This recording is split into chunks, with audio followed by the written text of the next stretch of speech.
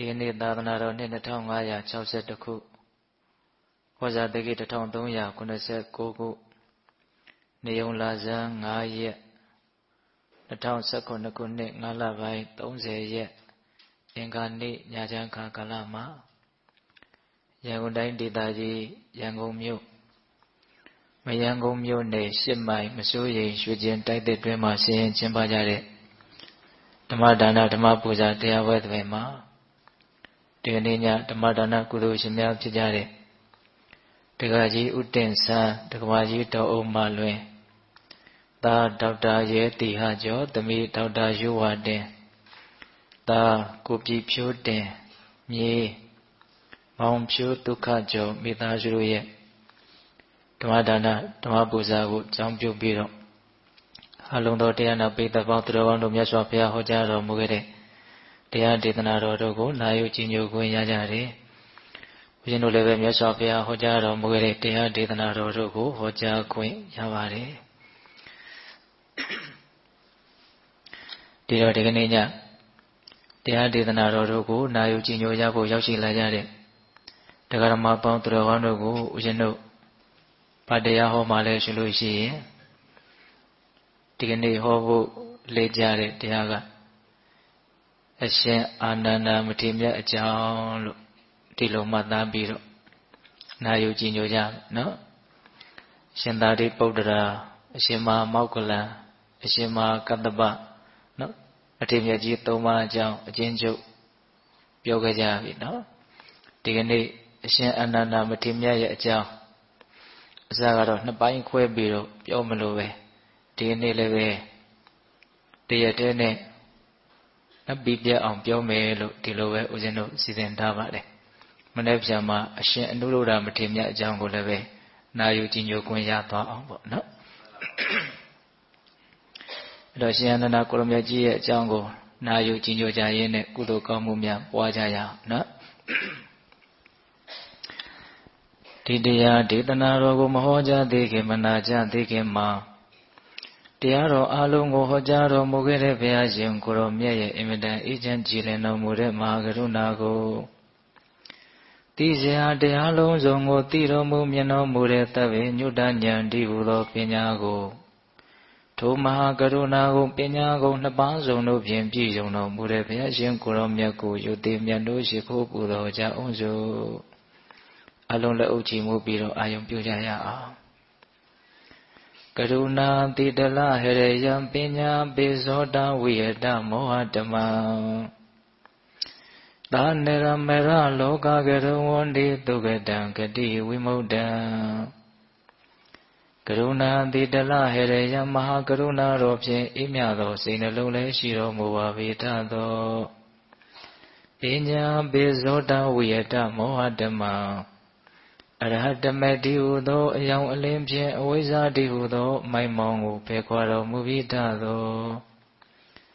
သာနေရမေရလောကကရောလူနတ်မြမတတဝနန္ဒတို့ဤကြောက်တီတန်းတို့လေကရုပြုရာတဆူရီသောဆရာသခင်လည်းဖြစ်တော်မူပါပေတတ်သောဂတိဝိမုဒ္ဒံဒေဝမနုဿံနိရေယနှင့်ပေတတရိစ္ဆန်လာယအရှိငါတန်သောဂတိတို့မှလိဒုသဖြင့်ကဲ့လွတ်တော်မူပြီးတတ်သောသူကတံတတဝါတို့အားအကျိုးများကြောင့်ဟုတ်မှန်သောစကားကောင်းကိုသာမျက်ရှိတော်မူပါပေတတ်သောဗုဒ္ဓံသစ္စာလေးရတရားမြတ်ကိုလက်ပေါ်တင်ထားပရမကဲ့သို့ဖြတ်သားထင်တဲ့သိမြင်ပေတတ်ဘုရားရှင်ကိုယ်တော်မြတ်ကြီးကိုမေယံတရားဟောပုဂ္ဂိုလ်တရားနာပုဂ္ဂိုလ်ခေါ်ဆိုပညတ်ပရမမမူယုံနံနှဖျားဖြစ်ကြပါသောဘုရားတပည့်တော်တို့သည်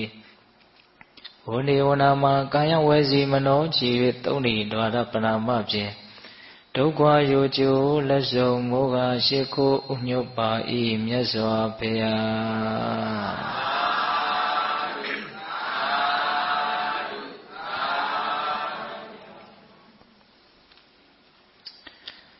အရှင်အာနန္ဒမထေရမြတ်ရဲ့အကြောင်းကိုစတင်ပြီးတော့နာယူမှတ်သားကြရအောင်ဗျာ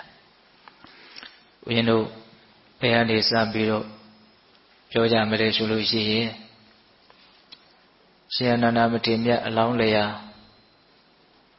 ဒီဣတရက်စုပန်တော်မူတဲ့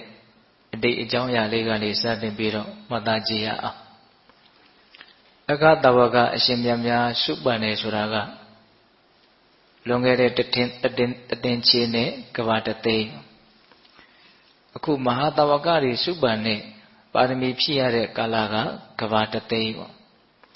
အဲ့တော့နောက်မှဦးဇင်းတို့ပြော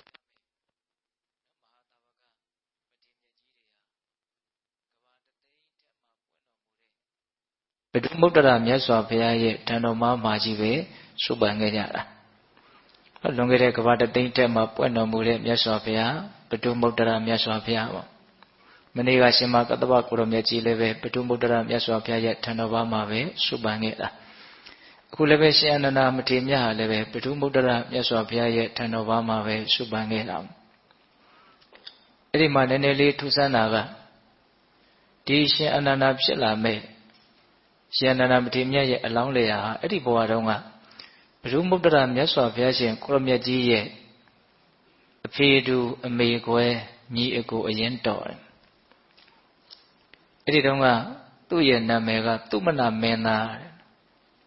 ဘုဒ္ဓမုဒ္ဒရာမြတ်စွာဘုရားကရှင်မင်းရဲ့သားသူကလည်းပဲရှင်မင်းရဲ့သားအဲ့ဒီဘုဒ္ဓမုဒ္ဒရာမြတ်စွာဘုရားရဲ့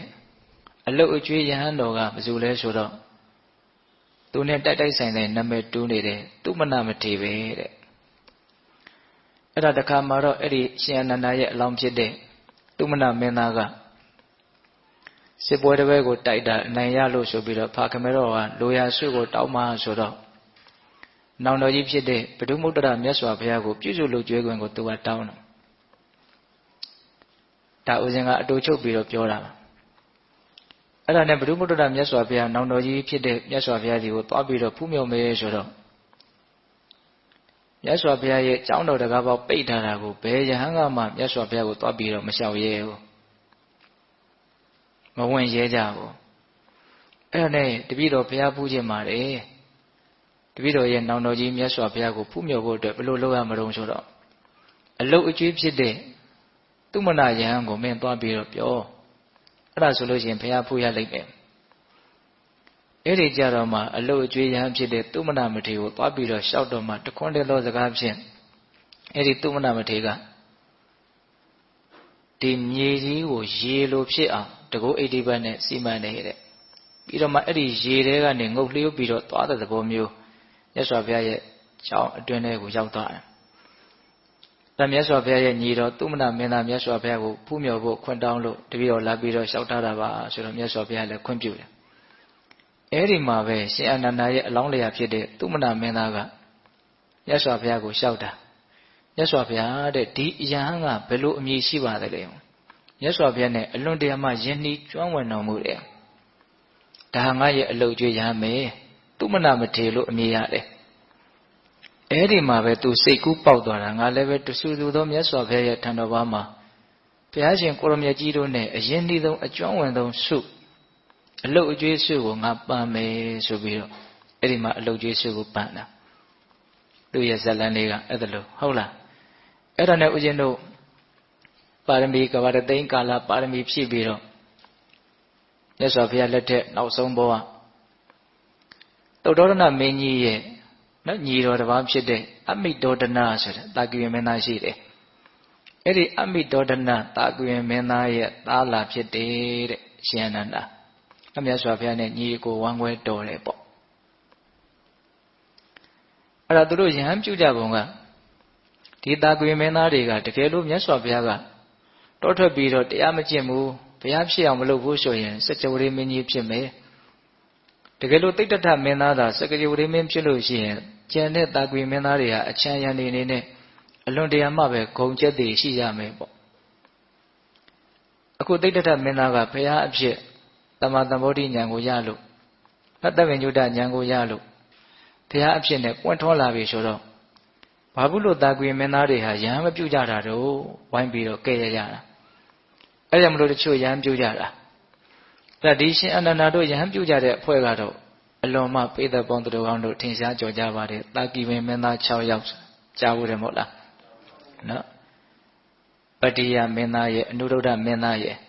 အာနန္ဒမင်းသားရဲ့ဘဂုမင်းသားရဲ့ကိမိလမင်းသားရဲ့ ဒေဝတတ္တမင်းသားရဲ့ဆိုပြီးတော့တာကွေမင်းသား6ယောက်အဲ့ဒါမြတ်စွာဘုရားရှိရာအနုပ္ပယတေယတောအုပ်ကိုသွားပြီးတော့ယဟန်ပြုကြတာဘယ်သူပါသွားလဲဆိုတော့သူတို့ရဲ့အလုတ်အကျွေးသူတို့ရဲ့ဆက်တာတဲ့ဥပါလိပါသွားတယ်အဲ့တော့ဥပါလိကိုသူတို့မှာဝတ်စားဆင်ရင်ထားတဲ့အဝတ်စားယရဏပစ္စည်းတွေကိုအကုန်လုံးပေးပြီးတော့မင်းပြန်တော့တို့ကယဟန်ပြုကြမှာအဲ့ဒီမှာဥပါလိကအဲ့ဒီယရဏတုတ်ကြီးလက်ဝတ်လက်စားတုတ်ကြီးကိုပိုက်ပြီးတော့ဝမ်းမြောက်ဝမ်းသာပြန်လာလမ်းရောက်တော့မှသူစဉ်းစားတယ်ဟောဒီတာကိဝင်းတွေကအလွန်မှခက်ထန်နေတဲ့တကယ်လို့ငါနန်းတော်ရောက်ပြီဆိုလို့ရှိရင်မင်းသား6ယောက်ကိုဖျောက်ဖျက်လာသလားမသိဘူးဆိုတော့ငါ့ကိုတတ်ကြမှာဒီလောက်ကြီးမားတဲ့စီးစိမ်ရှိတဲ့ပုံကိုယ်တွေတောင်ယဟန်ပြုတ်နိုင်သေးတာငါလိုပုံကိုယ်ကဘာလို့မပြုတ်နိုင်ရမှာတော့ဆိုပြီးတော့အဲ့ဒီယရဏထုတ်ကြီးကိုအကုန်လုံးပစ္စည်းတွေကိုနော်ဖြန့်ကျဲထားခဲ့ပြီးတော့ကြိုက်တဲ့လူယူလို့စာရေးထားခဲ့ပြီးတော့သူကလည်းနောက်ကလိုက်သွားတာအဲ့ဒီမှာမင်းသား6ယောက်ကသူ့ဘာအပါခေါ်သွားတာပေါ့အဲ့ဒါမြတ်စွာဘုရားကြီးရောက်တဲ့အခါကျတော့အဲ့ဒီတာကိဝင်းမင်းသား6ယောက်ကမြတ်စွာဘုရားတဲ့တပည့်တော်တို့တာကိဝင်းတွေဟာအလွန်တရာမှမာနကြီးကြတယ်ဒါကြောင့်ဟောဒီစတ္တတဲ့ဖြစ်တဲ့ဥပါလိကိုအရင်ယဟန်ပြုပေးပါသူ့ရဲ့ခြေကိုရှ िख ိုးပြီးမှတပည့်တော်ယဟန်ပြုပါမယ်မာနကိုနှိမ့်ချဖို့အတွက်သူတို့အဲ့လိုကြိုးစားအထောက်တာအဲ့ဒီလိုနဲ့ဦးဇင်းတို့ရှင်အနန္ဒကိုတော်မြတ်ယဟန်ဖြစ်လာတယ်လို့ဆိုရပါစို့နော်အဲ့ဒါအသေးသေးတရားတို့တရားမြတ်တွေကိုရကြတယ်နော်ရှင်ဒေဝဒတ်ကတော့လောကီအပင်ဉာဏ်လောက်နဲ့ရက်နေတာပေါ့အဲ့တော့ဦးဇင်းတို့ရှင်အနန္ဒကိုတော်မြတ်ယဟန်ဖြစ်ပြီးတဲ့နောက်မှာမကြာခင်မှာပဲသောတပတ္တိမေညာပူညာကိုရတယ်အဲ့ဒါရှင်အနန္ဒသောတပန်ဖြစ်တာကမြတ်စွာဘုရားဟောကြားတဲ့တရားကိုနာရလို့သောတပန်ဖြစ်တာမဟုတ်ဘူးတဲ့မန္တန်ဒီပုဒ္ဒအရှင်ပုံနာမထေရဟောပြတဲ့တရားကိုနာပြီးတော့သောတပန်ဖြစ်တာတဲ့အဲ့ဒီတရားလေးကလည်းပဲတော်တော်လေးမှတ်သားစရာကောင်းလိုရင်းကြအောင်ထိထိမိမိဟောပြထားတဲ့တရားပေါ့အဲ့ဒီရှင်ပုံနာမထေရဆိုတာကအလွန်တရာမှတရားဟောတာစကားပြောတာကျွမ်းကျင်တယ်အဲ့ဒီရှင်ပုံနာမထေရရဲ့တရားစကားကိုနာယူပြီးတော့သူသောတပတ္တိမေညာပူညာကိုရတယ်ဆိုတာကိုရှင်အနန္ဒကိုတော်တိုင်ဟောပြထားတဲ့အာနန္ဒသုတ်တံဆိုပြီးတော့နိဒာနဘကတန်ရုပ်ပါဠိတော်မှာမှတ်တမ်းတင်ထားတာရှိတယ်။ငါရှင်တို့တဲ့အရှင်အနန္ဒကိုတော်တိုင်ဟောပြတာမန္တန်ဒီပုဒ္ဒရှင်ပုံနာမထေရယဟန်ပြုတ်တဲ့တည်ငယ်တို့လိုယဟန်တွေအတွက်အလွန်တရာမှအကျိုးကျေးဇူးများတယ်။ငါဆိုလို့ရှိရင်အဲ့ဒီရှင်ပုံနာဟောပြတဲ့တရားကိုနာရကြရပြီးတော့တရားအသိဉာဏ်ကိုရခဲ့တာဘယ်လိုဟောပြတာလဲဆိုတော့သူကဥပမာလေးနဲ့ဟောတာအာနန္ဒာတဲ့ငါဖြစ်တယ်ဒါဟာငါပဲလို့ဒီသဘာဝတရားတွေကိုငါလို့မှားယွင်းစွာဆွဲလန်းမှတ်တင်ခြင်းဟာအကြောင်းတရားရှိလို့အကြောင်းကိုဆွဲပြီးတော့အဲ့ဒီငါဆိုတဲ့အမြင်မှားကြီးဖြစ်လာတာတဲ့နော်ငါလို့ထင်တာအစွဲပြုတ်ပြီးတော့ထင်တာအကြောင်းပြုတ်ပြီးတော့ထင်တာဘာကိုအစွဲပြုတ်ပြီးတော့ထင်တာလဲဥပမာသူကအရင်ပေးတယ်မှန်ကြည့်ပြီဆိုလို့ရှိရင်ဒီမျက်နှာရိပ်နဲ့မှန်တဲ့ဒီနှစ်ခုကိုအကြောင်းပြုတ်ပြီးတော့မှန်တဲ့မှာအရိပ်ထင်လာတာဟုတ်လားရေခွက်ထဲမှာကိုယ့်ရဲ့မျက်နှာရိပ်ကိုကြည့်မယ်ဆိုရင်ကိုယ့်ရဲ့ဒီမျက်နှာရိပ်လည်းရှိတယ်ဒီရေပြင်လည်းရှိတယ်အဲ့ဒီနှစ်ခုကိုအကြောင်းပြုတ်ပြီးတော့ရေထဲမှာမျက်နှာရိပ်ကြီးထင်လာတာအဲ့ဒီအရိပ်ဟာအလကားထင်လာတာမဟုတ်ဘူးနော်မှန်တဲ့မျက်နှာရိပ်နဲ့ပေါင်းမိပြီးတော့မှန်တဲ့မှာအရိပ်ထင်လာတာအဲ့ဒါလေးကိုဥမာပေးတာငါဆိုတဲ့စွဲလန်းတဲ့မှားယွင်းတဲ့အဲ့ဒီမှတ်ထင်မှုဟာလည်းပဲဒီရုပ်ဝေဒနာတင်ညာသင်္ခါရဝိညာဉ်လို့ဆိုတဲ့ဒီခန္ဓာ၅ပါးကိုအကြောင်းပြုပြီးတော့ဖြစ်တာတဲ့နော်ငါဆိုတဲ့အမြင်မှားကြီးဟာဘာကိုအကြောင်းပြုပြီးတော့ဖြစ်တာလဲခန္ဓာ၅ပါးကိုအကြောင်းပြုပြီးတော့ဖြစ်တာတဲ့ဒါတိတိကျကျလေးနားလည်အောင်ကြိုးစားတဲ့ဒီဒေသနာလေးကိုအဲ့ဒီငါဆိုတဲ့အစွဲကအကုသိုလ်အလုံးတို့ရဲ့အခြေခံပဲနော်အဲ့ဒီငါစွဲကိုဖြုတ်နိုင်လို့ရှိရင်အမြင့်ပြတ်ဖြုတ်နိုင်လို့ရှိရင်အဘယ်တန်တရားနဲ့ဇေယျပြတ်အဲ့ဒီငါစွဲကြောင့်စိတ်ဆင်းရဲရတွေစိတ်ပူရတာတွေအကြီးအကျယ်တုန်လှုပ်ခြောက်ခြားရတာတွေဆိုတာဖြစ်တာငါစွဲဆိုတာတရားမတို့အင်းတို့ရဲ့ဘဝမှာအကြီးမားဆုံးနှိမ့်ဆက်နိုင်တဲ့ရန်သူပဲဘယ်ရာမှအဲ့လောက်ကြောက်စရာမကောင်းအဲ့ဒီငါစွဲကိုအဓိကကင်ပြီးတော့ပြောနေတာနော်ငါဆိုတဲ့ဒီမှားယွင်းတဲ့မှတ်တင်မှုဟာ အစွဲပြုတ်ပြီးတော့ဖြစ်တာတဲ့ဘာကိုအစွဲပြုတ်ပြီးတော့ဖြစ်တာလဲဆိုရင်ခန္ဓာ၅ပါးကိုအစွဲပြုတ်ပြီးတော့ဖြစ်တာတဲ့မှန်ကိုအစွဲပြုတ်ပြီးတော့အရေးပေါ်လာသလိုပဲတဲ့နော်ခန္ဓာ၅ပါးကိုစွဲပြုတ်ပြီးတော့ငါဆိုတဲ့အထင်မှားကြီးဖြစ်တာတော့ငါဆိုတဲ့အထင်မှားကြီးမဖြစ်ချင်ဘူးဆိုရင်ဒီခန္ဓာ၅ပါးရဲ့သဘောမှန်ကိုသိဖို့လိုတယ်ပေါ့အဲ့ဒါခန္ဓာ၅ပါးရဲ့သဘောမှန်ကိုသိအောင်အဲ့ဒီမထေရမြတ်ကြီးကဘယ်လိုမေးတော့ဆိုတော့အာနန္ဒာတဲ့ဒီရုပ်အစုဝေးဟာတည်မြဲတဲ့သဘောရှိလားမတည်မြဲတဲ့သဘောရှိလားတဲ့မတည်မြဲတဲ့သဘောရှိတယ်မတည်မြဲတဲ့သဘောဆိုလို့ရှိရင်အကောင်းဖြစ်နိုင်မလားအဆိုးဖြစ်နိုင်မလားအဆိုးပဲဖြစ်မယ်အကောင်းမဟုတ်ဘူးနော်မတည်မြဲတဲ့သဘောဟာဆင်းရဲလားချမ်းသာလားဒီလိုမေးတာမတည်မြဲတဲ့သဘောကအကောင်းမဟုတ်အဲ့လိုဆိုရင်မတည်မြဲသောအကောင်းမဟုတ်သောအဲ့ဒီသဘာဝတွေကိုဒါဟာငါပဲဒါဟာငါဥစ္စာပဲလို့မှားယွင်းစွာဆွဲလန်းမှတ်တင်ခြင်းကတင့်တော်ပါမလားတဲ့လို့မေးတာအဲ့လိုပဲဦးဇင်းတို့ဝေဒနာတင်ညာသင်္ခါရဝိညာဉ်ခန္ဓာ၅ပါးပေါ့နောက်လူငယ်တွေနားလည်အောင်ပြောရရင်တော့ဒီရုပ်အစုနာမ်အစုနော်အစုအဝေးဆိုတာကိုပါဠိလိုခန္ဓာလို့ပြောတယ်နော်ရုပ်အစုကိုရုပ်ပဲခန္ဓာနော်နာမ်အစုကိုတော့၄စုခွဲပြီးတော့ဟောတယ်ဝေဒနာအစုဝေးဝေဒနာခန္ဓာမှတ်သားမှုတင်ညာအစုဝေးတင်ညာခန္ဓာနော်ပြုလုပ်မှုရှေ့ဆုံးမှုသင်္ခါရအစုဝေးသင်္ခါရခန္ဓာတိမှုဝိညာဉ်တို့ရဲ့အစုဝေးဝိညာဉ်နဲ့ခန္ဓာဒါကိုအကျဉ်းမြင့်လေးနားလည်အောင်ရုပ်အစုနာမ်အစုလို့ဒီလိုမှတ်မယ်ဆိုရင်လည်းမရဘူးလားရတယ်နော်အဲ့ဒီရုပ်အစုနာမ်အစုကိုပဲအစွဲပြုတ်ပြီးတော့ငါဆိုတဲ့အထင်မှားကြီးပေါ်လာတာတဲ့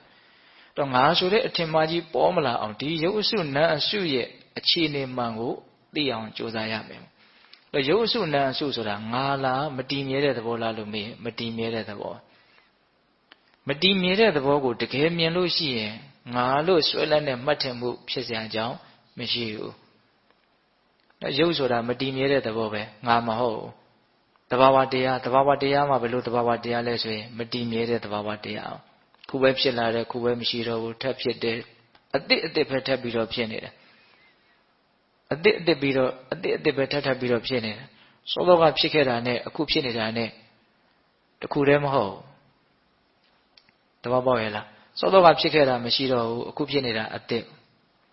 ငါလို့စွဲကြရငါလို့ထင်ကြရ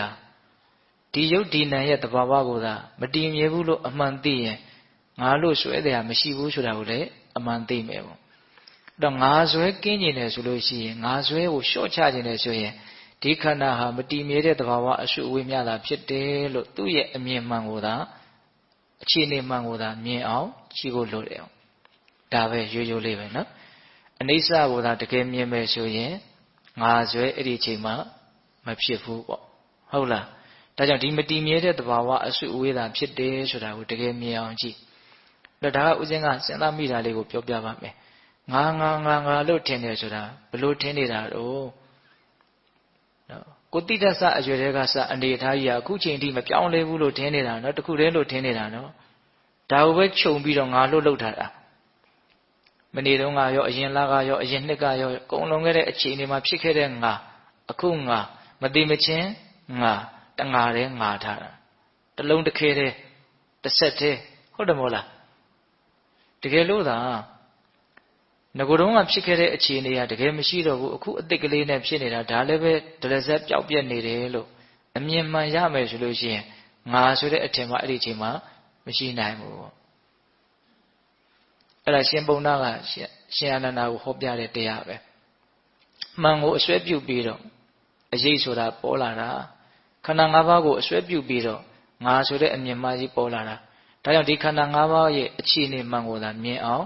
ကြည့်ရမယ်အခြေအနေမှန်ကဘာလဲမတည်မြဲမှုအနေစာအောင်အဲ့ဒီတရားကိုရှင်အာနန္ဒာကိုယ်တော်တိုင်ဟောပြတာအဲ့ဒီမှန်ကိုဥပမာပေးပြီးတော့ဟောပြတဲ့ဒေသနာကိုနာယူပြီးတော့ငါဟာတရားအသိဉာဏ်ဓမ္မစက္ခုကိုရခဲ့တယ်လို့ရှင်အာနန္ဒာကိုယ်တော်တိုင်ဟောပြထားတာနော်ဒါကြောင့်ဘေးသက်ပေါင်းသူတော်တို့ရှင်အာနန္ဒာကိုယ်တော်မြတ်သောတာပန်ဖြစ်အောင်ဟောပြတဲ့ပုဂ္ဂိုလ်ကဘယ်သူလဲလို့မေးရှင်ပုံနာလို့မှတ်ရမယ်တရားဒေသနာကမှန်ကိုဥပမာပေးပြီးတော့ဟောပြတဲ့တရားဒေသနာဟုတ်ရဲ့လားအဲ့တော့ဦးဇင်းတို့ဆက်ပြီးတော့ဗာပြောချင်တော့ဆိုတော့ရှင်နာကိုယ်တော်မြတ်သောတာပန်ဖြစ်ပြီးပြီဆိုတော့ယဟန္တာဖြစ်တာကမြတ်စွာဘုရားပြိဋိဘံစံပြီးတဲ့နောက်မှာဖြစ်မှာအဲ့တော့မြတ်စွာဘုရားရဲ့ထံတော်ဘာကနေသူဟာဥပထဝကနော်အလုတ်ကျွေးစုကိုရတယ်ဆိုတဲ့အကြောင်းအရာလေးကိုပြောချင်တာ ခါတော်ဘာမှာမြတ်စွာဘုရားရှင်ကိုရမြတ်ကြီးကယဟန်တန်ဃာတွေရဲ့ရှေ့မှာယဟန်တို့တဲ့ငါဘုရားအသက်ကြီးပြီဒါကြောင့်မလို့အမြဲတမ်းအလုတ်အကျွေးယဟန်တစ်ပါးရှိမှတင့်တော်မယ်အဲ့ဒီချိန်မှာမြတ်စွာဘုရားတက်တော်55နှစ်ကျော်ပြီမြတ်စွာဘုရားရဲ့ဒီဝါတော်တွေကိုတတ်မှတ်တဲ့အခါမှာပထမဘောဓိဆိုတာကပထမဝါ20ပေါ့နော်အဲ့ဒီအတော်တွင်းမှာမြတ်စွာဘုရားကိုအတိအကျပြုစုတဲ့လှုပ်ကြွေးတဲ့ယဟန်ဆိုတာမရှိဘူးကြုံရယဟန်တွေကပြုစုတာအဲ့ဒီအနေအထားလေးကိုမြတ်စွာဘုရားမိန့်ရှိတာနော်နာဂသမလာဆိုတဲ့မထေရမြတ်စွာဘုရားကိုပြုစုဖို့တယ်သူနခတ်မထေရလည်းပြုစုဖို့တယ်နာဂိတတို့စုံနာတို့နော်မေဂိယတို့မြတ်စွာဘုရားကိုပြုစုတဲ့ယဟန်တွေရှိတယ်ဒါပေမဲ့သိပြီးတော့အဆင်မပြေဘူးနာဂသမလာဆိုလို့ရှိရင်ဘလောက်တောင်ဆိုးတုံးဆိုလို့ရှိရင်မြတ်စွာဘုရားရဲ့တပိတ်သင်္ကန်းကိုယူပြီးတော့မြတ်စွာဘုရားနဲ့တော်လန့်ခီးကိုကြွကြတာအဲ့ဒါလမ်းနှစ်ခွလေးရှိနေတော့မြတ်စွာဘုရားဒီလမ်းကိုကြွမယ်ဆိုတော့သူကမြတ်စွာဘုရားကြွတဲ့လမ်းကိုမကြွချင်မြတ်စွာဘုရားတပည့်တော်ဒီလမ်းပဲသွားမယ်မသွားနဲ့ဒီလမ်းလျှောက်သွားရအောင်မရဘူးအဲ့ဒါဒီလမ်းပဲသွားမယ်ပေါ့ဒါမြတ်စွာဘုရားစကားကိုနားမထောင်အဲ့တော့ဘာလုပ်တော့ဆိုတော့မြတ်စွာဘုရားတပိတ်သင်္ကန်းတွေကိုမြေကြီးပေါ်ချမယ်လို့သူလှုပ်တာမယူနိုင်တော့ရှင်ဘုရားတပိတ်သင်္ကန်းရှင်ဘုရားကသူယူဆိုတဲ့သဘောမျိုးအဲ့လောက်ထိဆိုးတာပေါ့နော်အဲ့တော့မြတ်စွာဘုရားကိုင်းအဲ့လိုဆိုရင်ဟုတ်ပြီဆိုပြီးတော့တပိတ်သင်္ကန်းကိုမြတ်စွာဘုရားကိုတော်တိုင်ယူပြီးတော့မြတ်စွာဘုရားအဲ့ဒီလမ်းကိုကြွတယ်အဲ့ဒီယဟန်ကသူသွားခြင်းနဲ့လမ်းပဲသွားတာအဲ့ဒါခဏနေတော့လူဆိုးတွေများတွေနဲ့တွေ့ရောအဲ့တော့သူ့ရဲ့တပိတ်သင်္ကန်းတွေလူယူပြီးတော့တခါတည်းသူ့ရဲ့ခေါင်းကိုရိုက်ကြတာအဲ့ဒီမှာသွေးတွေဖြားဖြားကျပြီးတော့ကိုလိုယုံပြီးတော့ထွက်ပြေးလာတာမြတ်စွာဘုရားဒီပြန်ရောက်လာတယ်အဲ့မြတ်စွာဘုရားမင်းဘယ်နဲ့ဖြစ်တာတော့လူဆိုးတွေနဲ့တွေ့လို့ဗျာအေးငါကအဲ့ဒီအကြောင်းကိုမြင်လို့ဒီလမ်းကသွားရအောင်လို့ပြောတာမင်းကလက်မခံဘူးအဲ့ဒါမြတ်စွာဘုရားအဲ့ဒါကိုပြောပြတာယဟန်တို့တဲ့တချို့ယဟန်တွေကအဲ့လိုမျိုးတောင်လောက်ကြတာမေဂိယမထေရဆိုလို့ရှိရင်လည်းဦးဇင်းတို့ဆွမ်းခံသွားရင်းနဲ့နော်တရတော်အုပ်ကြီးတစ်ခုကိုတွေ့တော့အဲ့ဒီတဲကိုဝင်ပြီးတော့သူကတရားအထုတ်ချင်တာအဲ့ဒါမြတ်စွာဘုရားကိုခွန်းတောင်းတော့မြတ်စွာဘုရားမသွားနဲ့မရဘူးသူကသွားခြင်းနဲ့မြတ်စွာဘုရားအကုန်လုံးကိစ္စပြီးသွားပြီတပည့်တော်ကဘာမှတည်သေးတာမဟုတ်ဘူးအဲ့လိုတောင်သူကအကြက်ကင်တာဒါကြောင့်တရားအထုတ်ခြင်းလို့သူသွားမယ်ဆိုတော့ကင်တရားအထုတ်ခြင်းလို့သွားတဲ့ယဟန်ကိုငါကဘယ်လိုလုပ်တားလို့ရမလဲသွားတာပဲတပိတ်သင်္ကန်းမြတ်စွာဘုရားဒီထားခဲ့ပြီးတော့အဲ့ဒါဟိုရောက်တဲ့ခါကျတော့တစ်ချိန်သောဘဝကသူကအဲ့ဒီထဲမှာရှင်မင်းဖြစ်ခဲ့ဘူးတာဆိုတော့အဲ့ဒီဓာတ်တွေရဲ့ရိုက်ခတ်မှုကိုခံရတယ်အဲ့ဒါကြောက်ပြပေါ်မှာထိုင်ရင်းနဲ့ကာမဝိတ္တဗျာပါဒဝိတ္တဝိဉ္ဒဝိတ္တဆိုတဲ့အတွေ့အကြုံအကြံစိုးတွေဖြစ်တယ်အလွန်အံ့ဩတယ်သူ့ကိုယ်သူဘယ်လို့မှတရားအထုတ်လို့မရအောင်အဲ့ဒါနဲ့မြတ်စွာဘုရားဒီပြန်ပြီးတော့ရောက်လာလို့မြတ်စွာဘုရားသူ့ကိုတရားဟောပြရတာရှိတယ်အဲ့ဒါတွေကိုမြတ်စွာဘုရားကထောက်ပြပြီးတော့ယဟန်တို့တဲ့အခုငါအသက်ကြီးလာပြီဒါကြောင့်ငါ့ကိုအမြဲတမ်းပြုစုမဲ့ယဟန်ဆိုတာလိုတယ်အဲ့ဒါကိုတင်တို့လှုပ်ကြလို့ပြောတော့ယဟန်တော်ရှင်မြတ်တွေကအလွန်ဓမ္မတံဝေကရတယ်တဲ့ဩမြတ်စွာဘုရားကိုအဲ့လိုလှုပ်ကြတာအဲ့ဒါနဲ့ရှင်သာရိပုတ္တရာကိုရမေကြီးကစပြီးတော့လျှောက်တယ်မြတ်စွာဘုရားတဲ့တပည့်တော်အရှင်ဘုရားကိုပြုစုလှုပ်ကြွေးပါရစေအမြဲတမ်းပြုစုလှုပ်ကြွေးပါမယ်ဒီတော့မြတ်စွာဘုရားကတားမြစ်တယ်လက်မခံဘူးတားမြစ်တာကိုချီးမြှောက်တဲ့စကားလေးနဲ့တားမြစ်တယ်သာရိပုတ္တရာတဲ့တရားငါ့ကိုအမြဲပြုစုဖို့မသင့်တော်ဘူးတဲ့ဘာလို့လဲဆိုတော့တရားတခြားသောနေရာတွေမှာသွားပြီးတော့နေရမယ်ပေါ့သင်နေတဲ့နေရာဟာတရားဖြစ်မစိတ်တော့ဘူးသင်ဆုံးမတာငါဆုံးမတာနဲ့အတူတူပဲပေါ့ဒါကြောင့်မလို့သင်ကငါနာအမြဲနေလို့မဖြစ်ဘူးအဲ့လိုမိန့်ရှိတာဒါရှင်သာရိပုတ္တရာပြီးတော့ရှင်မမောက္ကလံနော်အလွန်ထင်ရှားကြော်ကြတဲ့မထေရမြတ်ကြီးတွေအများကြီးတန်းစီပြီးတော့တပါးပြီးတပါးလျှောက်တယ်အကုန်လုံးလျှောက်ပြီးသွားတယ်မလျှောက်တာတပါးပဲကျန်တယ်အဲ့ဒီတပါးကဘယ်လိုလဲဆိုတော့ရှင်အနန္ဒပဲအဲ့ယဟန်တော်တွေကရှင်အနန္ဒကိုတိုက်တွန်းကြတယ်မြတ်စွာဘုရားနဲ့ညီအကိုဝမ်းကိုလည်းတော်တယ်မြတ်စွာဘုရားနဲ့လည်းအလွန်မှအကျွမ်းဝင်တယ်အဲ့လိုရှင်အနန္ဒကိုဒီစုကိုယူပါဒီအလုတ်ကျွေးတာဝန်ကိုအသင်ယူပါလျှောက်ပါမြတ်စွာဘုရားကိုဆိုတော့တောင်းမှရတဲ့စုကဘာတန်ဖို့ရှိမလဲတဲ့အဲ့လိုပြောတာသူကဟုတ်လားငါ့ကိုမြတ်စွာဘုရားမမြင်ဘူးလို့မရှိပါဘူးတဲ့မြင်ပါတယ်တကယ်လို့သာငါ့ကိုအလုတ်ကျွေးပြုသိခြင်းနဲ့ဆိုရင်အာနန္ဒအလုတ်ကျွေးပြုလို့ငါ့ကိုမြတ်စွာဘုရားပြောမှာပေါ့တဲ့အဲ့ဒါမြတ်စွာဘုရားရှင်နေပြောတာနော်ဟုတ်လားအဲ့လိုပြောတဲ့အခါကျတော့မြတ်စွာဘုရားကယဟန်တို့တဲ့အာနန္ဒဟာသူများတောင်းမှန်မှအဲ့ဒီရှုကိုယူမဲ့ပုဂ္ဂိုလ်မဟုတ်ဘူးသူတောင်းမှန်လိမ့်မယ်တဲ့ဟောလမ်းကြောင်းလေးဖွင့်ပေးတာနော်သူတောင်းမှန်လိမ့်မယ်အဲ့လိုပြောတော့မှရှင်အာနန္ဒကမြတ်စွာဘုရားကိုအလုတ်အကျွေးရှုကိုယူတာ အဲ့လိုယူတဲ့အခါမှာဦးဇင်းတို့သာသနာမှာအလွန်ထင်ရှားကြော်ကြတဲ့စကားတစ်ခုရှိတယ်ပေလေးတန်ခံလေးပါတဲ့အဲ့ဒီစုလေးပါကိုပေးမှသူအလိုကျွေးရာတို့ကိုယူရမယ်ပေလေးတန်ခံလေးပါတဲ့အဲ့ဒါလေးကလောကီလိုလည်းအလွန်မှတ်သားစရာကောင်းတယ်ပေလေးတန်ကဘာလဲဆိုတော့မြတ်စွာဘုရားတဲ့မြတ်စွာဘုရားဟာအလွန်မုံမြတ်တဲ့စွမ်းကိုတပည့်တော်ကိုအလွန်မုံမြတ်တဲ့သင်္ကန်းကိုတပည့်တော်ကိုမပေးဘူးဆိုလို့ရှိရင်နံပါတ်1ပေါ့နော်နောက်နံပါတ်2အလွန်မုံမြတ်တဲ့သင်္ကန်းကိုတပည့်တော်ကိုမပေးဘူးဆိုလို့ရှိရင်နောက်နံပါတ်3မြတ်စွာဘုရားနဲ့နော်ဒီမုံမြတ်တဲ့နေရာမှာတနေရာထဲမှာအတူတူနေခွင့်မပြုဘူးဆိုလို့ရှိရင်ဟုတ်လားပြီးတော့မြတ်စွာဘုရားကြွလေရသွားလေရမှာနောက်တော်ဘာကခေါ်မသွားဘူးဆိုလို့ရှိရင်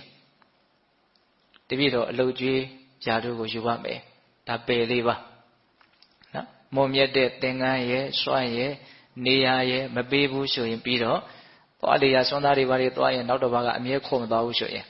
အဲ့ဒါကို तू မကြိုက်ဘူးပယ်ခိုင်းတယ်အာနန္ဒာတဲ့ဒီလေးပါးမှာဘလို့အပြစ်ကိုမြင်လို့သင်ကပယ်ရတာတော့မို့မြတ်စွာဘုရားသိလဲနဲ့မေးတာဒါမြတ်စွာဘုရားတဲ့တကယ်လို့သာမြတ်စွာဘုရားတပည့်တော်ကိုမုံမြတ်တဲ့သင်္ကန်းစွမ်းဒါတွေကိုပေးမယ်အတူတူလည်းပဲတကြောင်ထဲမှာထားမယ်သွားလေရခေါ်သွားမယ်ဆိုရင်လုံကျွေးမှာပေါ့ကွာဒီလောက်အခွင့်အရေးတွေရနေတာမလုပ်ဖဲနေမလားဒီလိုသာရရင်တို့လည်းလုံနိုင်ပါတယ်လို့တပည့်တော်ကိုဆွဆွဲကြမှာတဲ့ဒါကြောင့်မလို့ဒီအခွင့်အရေးကိုမယူခြင်းဘူးတဲ့အခွင့်အရေးရတယ်လို့ရလို့လုပ်တယ်လို့အထင်မခံနိုင်ဘူးနော်အခွင့်အရေးရလို့လုပ်တယ်လို့အထင်မခံနိုင်ဘူးတဲ့ဒါကဦးဇင်းတို့ပယ်လေးတန်ပါနောက်ခံလေးပါဆိုတာကဘာလဲမြတ်စွာဘုရားတဲ့နော်မြတ်စွာဘုရားကိုအရက်တစ်ပါးကနေပြီးတော့ပင့်ပေးပါလို့မြတ်စွာဘုရားကိုဓာတ်ရိုက်ပင့်ဖို့မဝင်ရတဲ့ပုံကိုယ်တွေကအပင့်ခိုင်းလို့ရှိရင်တပည့်တော်ကမြတ်စွာဘုရားကိုလာပင့်မှမယ်အဲ့လိုတပည့်တော်ကဂျားပင့်ပေးရင်မြတ်စွာဘုရားလက်ခံပေးပါတဲ့ဒါတစ်ချက်နောက်မြတ်စွာဘုရားတဲ့မြတ်စွာဘုရားကိုဖူးမြော်ဖို့အတွက်အရက်ဝေးကနေလာကြတာတချို့မရဲပါဘူးမြတ်စွာဘုရားကိုဓာတ်ရိုက်လာပြီးတော့မဖူးရဲဘူးအဲ့လိုဆိုရင်တပည့်တော်ကသူတို့ကိုမြတ်စွာဘုရားကိုဖူးမြင်ခွင့်ရအောင်ရှောက်ပေးမယ်ဆိုရင်မြတ်စွာဘုရားအဖူးခံတော်မူပါဟုတ်လားနောက်ပြီးတော့မြတ်စွာဘုရားတဲ့တပည့်တော်တန်တရားဖြစ်လို့ရှိရင်မေးခွင့်ပြုပါပေါ့အချိန်မရွေးနော်အဲ့တော့ဦးဇင်းတို့မြတ်စွာဘုရားကိုဝန်ခံချက်တောင်းတဲ့သဘောမျိုးပါပဲနော်မြတ်စွာဘုရားကိုပင့်ဖိတ်လို့ရှိရင်မြတ်စွာဘုရားကြွပေးပါဟုတ်လားမြတ်စွာဘုရားကိုဖူးမြော်ခွင့်တောင်းလို့ရှိရင်မြတ်စွာဘုရားဖူးမြော်ခွင့်ပေးပါတပည့်တော်ရဲ့စိတ်ထဲမှာယုံမှားတန်လျာဖြစ်လာတဲ့အကြောင်းအရာတွေကိုအချိန်မရွေးတပည့်တော်ကိုမေးခွင့်ပြုပါဟုတ်လားနောက်ပြီးတော့မြတ်စွာဘုရားမျက်ကွယ်မှာဟောတဲ့တရားတွေတပည့်တော်မပါဘဲနဲ့ဟောတဲ့တရားတွေကိုတပည့်တော်ကိုပြန်ပြီးတော့ဟောပြပါတဲ့အဲ့တော့မြတ်စွာဘုရားကအနန္ဒာတဲ့ဘယ်လိုအပြစ်ကိုမြင်လို့ဘယ်လိုအကျိုးလေးတွေကိုမြင်လို့ဒီလေးပါးကိုသင်တောင်းဆိုရတာတော့အဲ့လိုမေးတဲ့အခါကျတော့ရှင်အနန္ဒာကတကယ်လို့သာမြတ်စွာဘုရားကိုတပည့်တော်ကပင့်ဖိတ်ပြီးတော့ပေးတာမရဘူးဖူးမြော်ခွင့်တောင်းတာမရဘူးတော့တန်တရားရှိတာကိုမေးခွင့်မရှိဘူးဆိုရင်ဒီလောက်လှုပ်ကြွေးနေတာတောင်ရှင်အနန္ဒာဟာဒီလိုအခွင့်အရေးလေးတောင်မရရှာဘူးအဲ့ဒီလိုသူများကဆွဆွဲခဲ့ရတာကိုတပည့်တော်ခံရလိမ့်မယ်တဲ့ပြီးတော့ဦးဇင်းတို့မျက်ကွယ်မှာဟောတဲ့တရားတွေကိုတချို့ကသိကျင်လို့လာမေးကြမယ်ဆိုရင်တပည့်တော်ကတကယ်လို့မပြောနိုင်ဘူးဆိုလို့ရှိရင်ဒီအာနန္ဒယဟန်ဟာအရေးလို့မြတ်စွာဘုရားရဲ့နောက်ကအမြဲတမ်းလိုက်နေပြီးတော့ဒါတောင်သူမသိဘူးလို့တပည့်တော်ကိုအဲ့လိုအပြစ်တင်ကြလိမ့်မယ်တဲ့ဟုတ်လားဒါကြောင့်မို့လို့ဒီစုလေးပါးကိုလည်းပေးတော်မူပါနော်ပယ်လေးတန်ခံလေးပါဟုတ်ရဲ့လားအဲ့ဒီလိုမျိုးစုတောင်းတော့မြတ်စွာဘုရားကရှင်အနန္ဒာကိုအလို့အကျွေးရာတို့ပေးတယ်အဲ့ဒါမြတ်စွာဘုရားကိုသူအဲ့ဒီယာတို့ယာတွေကစပြီးတော့ဘလောက်ထိပြုစုလုပ်ကျွေးလဲဆိုလို့ရှိရင်တဲ့နော်ရေဘူးရေချမ်းအမြဲတမ်းကန့်လန့်နေမြတ်စွာဘုရားကိုခြေစုပ်လက်နဲ့အမြဲတမ်းစုံနေပြီးတော့ပေးတယ်မြတ်စွာဘုရားရဲ့ကဏ္ဍကုရီကျောင်းတော်ကိုတညကိုမီးတိုင်ကင်ပြီးတော့6 ဘတ်လောက်တောင်ပတ်တယ်လို့ဆိုတယ်မြတ်စွာဘုရားကိုအန္တရာယ်ကင်းအောင်လို့ညဆိုရင်မအိပ်တာပဲများတယ်တဲ့တကယ်လို့မြတ်စွာဘုရားအလိုတော်ရှိလို့ခေါ်လိုက်လို့ရှိရင်နော်အရန်သင်းဖြစ်အောင်ဆိုပြီးတော့သူအမြဲတမ်းနုံနုံကြားကြားနေတယ်ဟုတ်ရဲ့လားအဲ့လောက်ထိမြတ်စွာဘုရားရဲ့ပုံမှာသူဟာပြုစုလုပ်ကြွေးတာဟောပင်ကိုအဖြစ်လည်းပဲ ဒီရှင်အနန္ဒာကမြတ်စွာဘုရားကိုအလွန်မှလည်းပဲပြောရလို့ရှိရင်တန်ရောစဉ်အလွန်ကြီးတယ်ပေါ့မေတ္တာလည်းအလွန်ကြီးတယ်ဒါကြောင့်မို့လို့သူဧတတက်ဆုရတဲ့အခါမှာဆုက9ခုတောင်ရတာဧတတက်ကနော်ဧတတက်ဆု9ပါးကဘာတွေတုံးဆိုတော့နံပါတ်1ဘဟုတုတ္တနံဒီမြတ်စွာဘုရားဟောခဲ့တဲ့တရားတွေနဲ့ပတ်သက်ပြီးတော့ဘဟုတုတ္တများတဲ့နေရာမှာရှင်အနန္ဒာကိုမှီတဲ့တန်ခါတစ်ပါးမှမရှိဘူးတဲ့နောက်နံပါတ်2တတိမန္တနံမြတ်စွာဘုရားဟောထားတဲ့ဒီတရားတွေကိုကြာမြင့်စွာအမှတ်ရနိုင်တဲ့တတိအားကောင်းတဲ့ယန္တိတွေမှာမြတ်စွာဘုရားလောက်ရှင်အနန္ဒာလောက်အားကောင်းတာမရှိဘူးတဲ့နောက်ဂတိမန္တနံမြတ်စွာဘုရားရဲ့ဟောထားတဲ့ဒီတရားတွေစီစကလုံးတွေကိုရှင်အနန္ဒာလောက်အသေးစိတ်သိတဲ့နားလည်တဲ့ပုဂ္ဂိုလ်မရှိဘူးတဲ့နောက်ဒိဋ္ဌိမန္တနံဒီမြတ်စွာဘုရားဟောပြခဲ့တဲ့ဒီဒေသနာတွေနဲ့ပတ်သက်ပြီးတော့ဒီတရားတွေနဲ့ပတ်သက်ပြီးတော့ရှင်အနန္ဒာလောက်ကြိုးစားအထုတ်တဲ့ပုဂ္ဂိုလ်မရှိဘူးတဲ့လုံလဝရိယအလွန်ကြီးတယ်ပေါ့နော်ဒီဒေသနာတွေနဲ့ပတ်သက်ပြီးတော့ဟုတ်လားနောက်၅ခုမြောက်ကဘာပြောတော့ဆိုတော့ဥပဒါဘကမြတ်စွာဘုရားကိုပြုစုလုပ်ကြွေးတဲ့နေရာမှာရှင်အနန္ဒာလောက်ပြုစုလုပ်ကြွေးနိုင်တာမရှိဘူးဆိုတော့ဧတတက်9တန်ရတယ်အဲ့ဒီတည်းမှာအရန်ထင်ရှားတာကတော့မြတ်စွာဘုရားကိုပြုစုလုပ်ကြွေးတဲ့အနေအထားပါဘာကြောင့်မြတ်စွာဘုရားကိုသူကဒီလောက်ကြီးပြုစုလုပ်ကြွေးတာတော့ဆိုတော့တန်တရားတစ်လျှောက်လုံးကျင်လေကျက်စားတဲ့နေရာမှာနီးနီးဆက်ဆက်ကျင်လေကျက်စားခဲ့မှုတွေအရန်များတဲ့အတွက်ကြောင့်မြတ်စွာဘုရားရဲ့ပုံမှာအလွန်တရာမှမေတ္တာဓာတ်အားကြီးတယ်။ဘလောက်ထိမြတ်စွာဘုရားရဲ့ပုံမှာမေတ္တာဓာတ်အားကြီးလဲဆိုလို့ရှိရင်အသက်ဆွန့်သည့်အထိမြတ်စွာဘုရားရဲ့ပုံမှာမေတ္တာဓာတ်အားကြီးတယ်တဲ့။နော်ရှင်အနန္ဒာကဒါကဦးဇင်းတို့ဘယ်မှာထင်ရှားလဲဆိုတော့နာလာဂိရိစင်ရဲ့အကြောင်းပိဿတို့ကြားဥပါတယ်ဟုတ်လားရှင်ဒေဝရရဲ့လုံလပယောဂကြောင့်နော်အဇာတတမင်းကနာလာဂိရိရှင်လွတ်ပြီးတော့မြတ်စွာဘုရားကိုလှုပ်ကြံတာနော်ရှင်ဒေဝရကအဲ့ဒီမှာနာလာဂိရိရှင်ဟာအယက်မူးပြီးတော့တွေးသမျှလူအကုန်လုံးကိုရိုက်တတ်မယ်ဆိုတဲ့သဘောမျိုးလာတာမြို့ထဲမှာပက်ပဲမှတွေ့တာအဲ့ဒီအချိန်မှာဦးဇင်းတို့တန်ဃာတန်းကြီးရဲ့ရှေ့မှာမြတ်စွာဘုရားရှိတယ်အဲ့ဒါရှင်သာရိပုတ္တရာကြွလာပြီးတော့မြတ်စွာဘုရားနော်ဖခင်တို့မှာဖြစ်တဲ့ကိစ္စဟာသားကြီးတွေရဲ့ခေါင်းမှာတာဝန်ရှိပါတယ်ဒါကြောင့်ဒီကိစ္စကိုသူရှင်းပါမယ်နာလာဂရိရှင်ကိုသူရင်ဆိုင်ပါမယ်ဒီတော့မြတ်စွာဘုရားကသာရိပုတ္တရာတဲ့မြတ်စွာဘုရားတို့ရဲ့အစွမ်းကတစ်မျိုးတာဝကတို့ရဲ့အစွမ်းကတစ်မျိုးလို့အဲ့လိုပြောပြီးတော့မြတ်စွာဘုရားလက်မခံအဲ့လိုပဲရှင်မောက္ကလန်တို့တခြားတကူကြီးမားတဲ့ယဟန်တွေတောင်းပန်တယ်မရဘူးအဲ့ဒါရှင်အနန္ဒာကလည်းလာပြီးတော့တောင်းပန်တယ်မရဘူးအဲ့တော့ရှင်အနန္ဒာကတော့တောင်းပန်လို့မရတော့ဘာလို့တုံဆိုတော့မြတ်စွာဘုရားရဲ့ရှေ့ကနေပြီးတော့လာပြီးတော့ရက်နေတော့တာမဖယ်တော့ဘူးအဲ့တော့အာနန္ဒာသင်ဖယ်လို့မြတ်စွာဘုရားခိုင်းမဖယ်ဘူးအဲ့ဒါဆင်ရလည်းတဖြည်းဖြည်းနဲ့နေလာ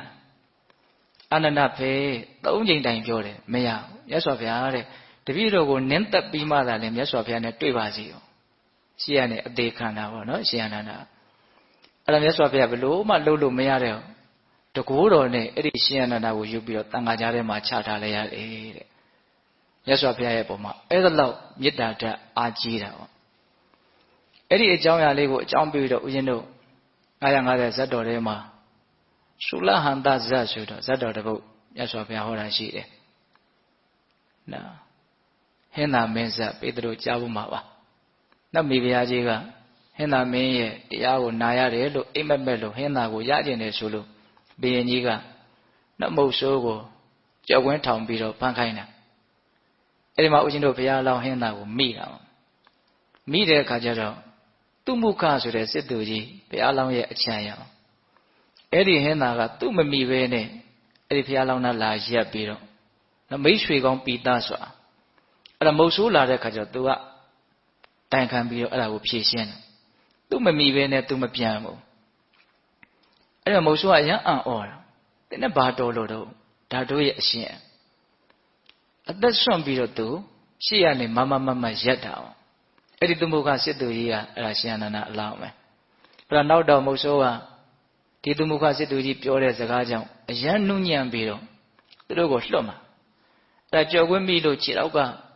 နော်အရေတွေအကျော်တွေပြတ်နေတာကိုမုတ်ဆိုးကလည်းမေတ္တာအရန်ကြီးသွားတာပေါ့သူမုခရဲ့အပြောနဲ့လူသားတွေတောင်မလုံနိုင်တဲ့ကိစ္စသေဘေးကိုမကြောက်ဘဲနဲ့ ရှေ့ကနေမရက်တာဆိုအဲ့ဒါလက်နဲ့အဲ့ဒီတန်ရာကိုဆုပ်အယိုးအကျော်ချင်းအသားချင်းပြန်ပြီးတော့ဆက်သွားတယ်လို့ဆိုတယ်အဲ့ဒါဦးဇင်းတို့သုလဟန္တဇတ်ကိုနောက်ရှင်အနန္ဒအသက်ဆွမ်းခြင်းကိုအကြောင်းပြုပြီးတော့မြတ်စွာဘုရားဟောပြတာနော်အဲ့ဒါမြတ်စွာဘုရားရဲ့ပုံမှာရှင်အနန္ဒဟာဘလောက်ထိနော်မေတ္တာပေမတ္တအာကြည်တယ်လဲဆိုတာလေးကိုသက်သေပြတာပေါ့ဒါဆက်ပြီးတော့ရှင်အနန္ဒရဲ့အကြောင်းကိုဦးဇင်းတို့ဗာပြောရရှိတော့ဆိုတော့ဒီရှင်အနန္ဒဟာအလွန်တရာမှအံ့ဩစရာကောင်းတဲ့ဂုဏ်နဲ့ပြည့်စုံတယ်လို့မြတ်စွာဘုရားကိုယ်တော်တိုင်ကနော်အာနန္ဒဣစရိယသုတ်တံဆိုပြီးတော့အဲ့ဒီအကြောင်းအရာလေးကိုဟောတာရှိတယ်အဲ့ဒါကဘာလဲဆိုတော့ယဟန်ပိဋကကိုရှင်အနန္ဒတရားဟောတဲ့အခါမှာအဲ့ဒီယဟန်ပိဋကတရားနာခြင်းဖြင့်အားရတဲ့ရောင်ရဲတယ်လို့မရှိဘူး။တော့ရှင်အနန္ဒကိုဖူးမြော်ရတယ်ဆိုရင်ဖူးမြော်ခြင်းဖြင့်အားရတဲ့ရောင်ရဲတယ်ဆိုတာမရှိဘူး။နောက်စိတ်ထဲမှာအလွန်နှစ်သက်တယ်။နောက်တရားပြီးသွားပြီဆိုလို့ရှိရင်လည်းမရောင်ရဲမတင်းတိမ်ပဲနဲ့နာနဲ့ပြီးလိုက်ရတယ်။အယဟန်နေရခံစားချက်။အဲ့လိုပဲယဟန်မပိဋကရှင်အနန္ဒကိုလာဖူးမြော်ရတယ်ဆိုရင်အားရရောင်ရဲတယ်ဆိုတာမရှိဘူး။တရားနာရတယ်ဆိုရင်လည်းအားရတဲ့ရောင်ရဲတယ်မရှိဘူး။ပြီးလို့သာထသွားလိုက်ရတဲ့စိတ်ထဲမှာပြည့်ဝမှုမရှိဘူးဆက်ပြီးတော့တရားကိုနားနေခြင်းသေးတယ်ဖူးနေခြင်းသေးတယ်ကြည်နေခြင်းသေးတယ်အဲ့ဒါရှင်အနန္ဒရဲ့အံ့ဩဖွယ်ရာနှမျိုးရှိသွားပြီနော်နောက်ဥပဒကနောက်တခါကြီးတွေလည်းပဲရှင်အနန္ဒရဲ့ပုံမှာအဲ့လိုမျိုးဖူးမျိုးလို့ဝရတယ်လို့မရှိဘူးတရားနာလို့ဝရတယ်လို့မရှိဘူးအဲ့လိုပဲဦးဇင်းတို့တက္ကမကြီးတွေလည်းပဲဒီတိုင်းပဲပိဋက၄ပါးပေါ့အဲ့ဒီပိဋက၄ပါးရဲ့ရှင်အနန္ဒရဲ့ပုံမှာနော်ကြည်ညိုမှုနော်တရားနာကြတဲ့နေရာမှာအမရနိုင်မှုအဲ့လိုမျိုးအနေအထားကိုမြတ်စွာဘုရားရှင်အနန္ဒရဲ့အံ့ဩဖွယ်ဆိုပြီးတော့ဟောပြတာအဲ့တော့မနေ့ကဘုရင်တို့စကားဆက်လေးထားခဲ့တာရှိတယ်နော်အဲ့ဒီရှင်အနန္ဒရဲ့ပုံမှာလူတွေရဲ့ချစ်ခင်မြတ်နိုးမှုဟာအလွန်အားကြီးကြတာနော်အထူးသဖြင့်ဘိက္ခုနီပိဋကတ်တွေထဲမှာတချို့ဘိက္ခုနီတွေဆိုရင်ဒီရှင်အနန္ဒကိုသိပြီးတော့အထိမခံနိုင်ကြဘူးဟုတ်လားအဲ့ဒီတည်းမှာထူးထူးခြားခြားပေါ့လေအကြောင်းအရာလေးတစ်ခုဒါဘုရင်တို့တွေ့ရတယ်အင်္ဂုတ္တပါဠိတော်စတုကနိပတ်ထဲမှာဘိက္ခုနီတုတ်တံဆိုတော့အဲ့လိုလေးမှတ်တမ်းတင်ထားတယ်ဟောအကြောင်းအရာလေးကအရင်ကြီးစမ်းစမ်းကြဲကြဲတော့မဟုတ်ပါဘူးဒါပေမဲ့အဲ့ဒီအကြောင်းအရာကိုအကြောင်းပြုပြီးတော့ဟောတဲ့တရားလေးကမှတ်သားစရာအလွန်ကောင်းတယ်ဟုတ်လားအဲ့ဒါကဘာလဲဆိုတော့အခါတစ်ပါးမှာဘိက္ခုနီမတယောက်ကဒီရှင်အနန္ဒကိုရောမြတ်ကိုသဘောကျနေတယ်လို့ဆိုကြပါနော်ဆွဲလန်းနေတာအဲ့ဒါနဲ့ဘာလုပ်လဲဆိုတော့တခါတယောက်ကိုသွားပြီးတော့ပင့်ခိုင်းတာသူ့နေရာကိုကြွဖို့သူနေမကောင်းလို့အမှန်ကနေကောင်းတယ်နေမကောင်းဘူးလို့မရှိဘူးနေကောင်းရဲ့နဲ့နေမကောင်းလို့ကြွပေးပါတဏှာသဖြင့်ကြွပေးပါပတ်ပင်တော်ရှင်အနန္ဒကအဟုတ်မှတ်ပြီးတော့သင်္ကန်းယုံပြီးတော့လိုက်လာတာဒါဒီရောက်တဲ့အခါကျတော့အဲ့ဒီဘိက္ခုနီမကညောင်ဆောင်ပေါ်မှာသင်္ကန်းကိုခေါင်းမိချုံပြီးတော့အိတ်နေတယ်တဲ့အဲ့တော့မြင်တဲ့အခါကျတော့ရှင်အနန္ဒကရိပ်မိတာရိပ်မိတဲ့အခါကျတော့သူ့ကိုဘာညာညာအပြစ်မတင်ပါဘူးတရားဟောတာအဲ့ဒီဟောတဲ့တရားလေးကတော်တော်မှတ်သားစရာကောင်းတယ်